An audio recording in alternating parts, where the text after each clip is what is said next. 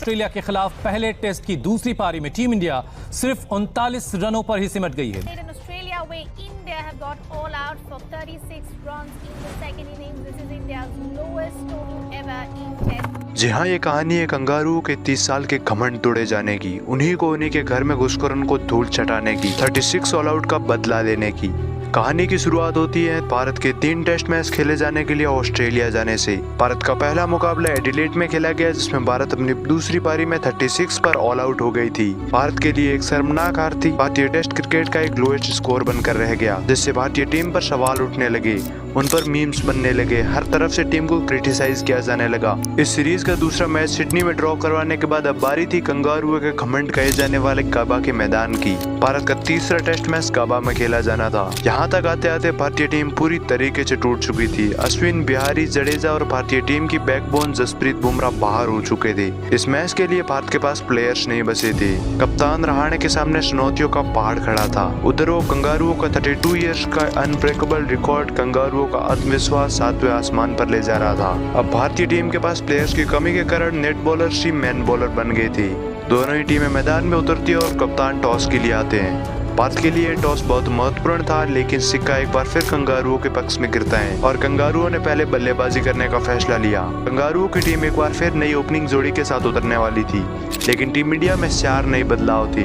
Natarajan, Washington और शार्दुल ठाकुर अपने debut करने वाले थे।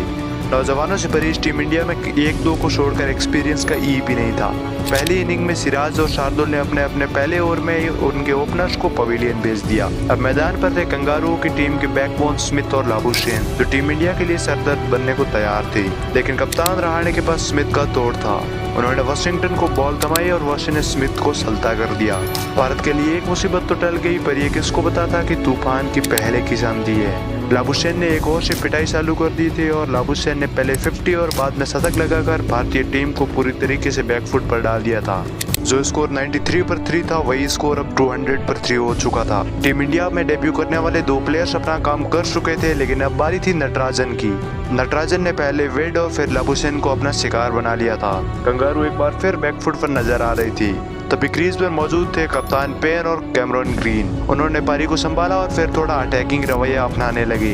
पहला दिन खत्म होते होते ऑस्ट्रेलिया ने 5 विकेट खोकर 274 रन बना दिए थे। अब शुरुआत होती है इस आइकॉनिक मैच के दूसरे दिन की, जिसमें शार्दुल और वॉशिंगटन ने ग्रीन और बेन को सल्ता कर दिया। शानदार फिनिशिंग के बदौलत ऑस्ट्रेलिया 371 पर ऑल आउट हो गई थी। भारतीय गेंदबाजों ने अपना काम कर दिया थे। अब बारी थी बल्लेबाजों की। भारत की तरफ से ओपनिंग पर जाने वाले थे रोहित शर्मा और शुभमन गिल। भारतीय ओपनर्स जल्दी कंगारुओं के शिकार बन गई थी। दूसरे दिन बारिश की वजह से मैच रुक चुका था। अब सभी की निगाहें थी इस मैच के तीसरे दिन की तरफ। तीसरे दिन की शुरुआत में भारत को स्टार्ट तो अच्छा मिला, पर रहाणे और पुजारा ज्यादा देर तक टिक नहीं पाए थे। अब भारत पूरी तरह से बैकफुट पर था, क्योंकि 161 पर अपने 5 विकेट खो चुका था। टीम इंडिया का टॉप ऑर्डर पूरी तरीके से बिखर जाने के बाद अब क्रीज पर थे 2 डेब्यूटेंट शार्दुल और वॉशिंगटन सुंदर। शार्दुल और वॉशिंगटन ने जो स्कोर 186 पर शायद था, वही स्कोर अब 250 पर शायद हो चुका था। शार्दुल और वॉशिंगटन के 100 रन की पार्टनरशिप के बदौलत भारत 336 रन ही बना पाई थी। तीसरे दिन के खत्म होते होते ऑस्ट्रेलिया अभी तक 33 रनों से आगे था। मैच किसी भी टीम की तरफ जा सकता था। शुरुआत होती है इस आइकॉनिक मैच के चौथे दिन की। कंगारू अपनी शानदार शुरुआत के बदौलत एक बड़ी बढ़त की ओर बढ़ रही थी। वॉशिंगटन और शार्दुल ने कंगारू ओपनर्स को अपना शिकार बना लिया था।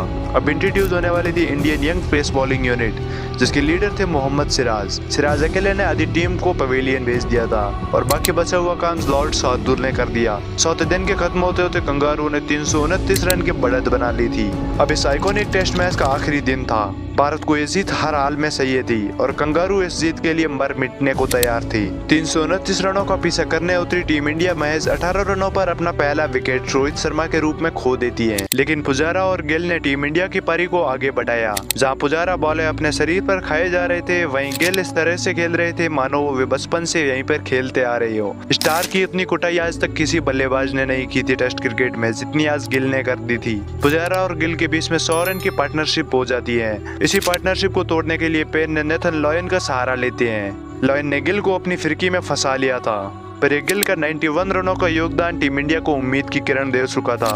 100 ओवर पर विकेट गिर रहे थे। दूसरी तरफ पुजारा दीवार बनकर खड़े थे। अब मयंक से पहले पंत को बैटिंग के लिए भेजा जाता है। टीम इंडिया के खाते में 183 रनों पर 3 विकेट थे।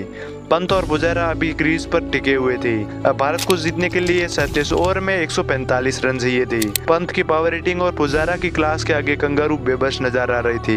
अब टीम इंडिया को 100 रन चाहिए थे और जीतने के लिए, और कमिंस ने पुजारा को सल्ता कर दिया। पंत की 50 आ चुकी थी और भारत को 16 ओवर में 76 रन की जरूरत थी। मयंक ने भी पंत का ज्यादा देर तक साथ नहीं दिया।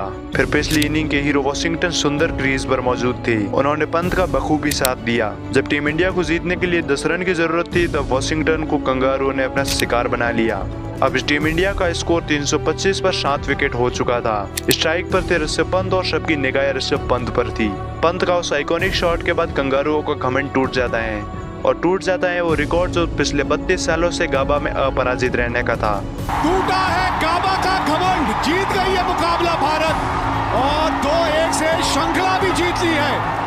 बॉर्डर गावस्कर ट्रॉफी जाएगी गावस्कर के देश। ले जाएंगे ये ट्रॉफी, इंडिया वाले ले जाएंगे और रह जाएंगे ऑस्ट्रेलिया वाले देखते रह जाएंगे। इसी तरह की और डॉक्यूमेंट्री के लिए चैनल को सब्सक्राइब जरूर कर देना और कमेंट में जरूर बताना कि नेक्स्ट वीडियो किस सीरीज पर बनाऊं।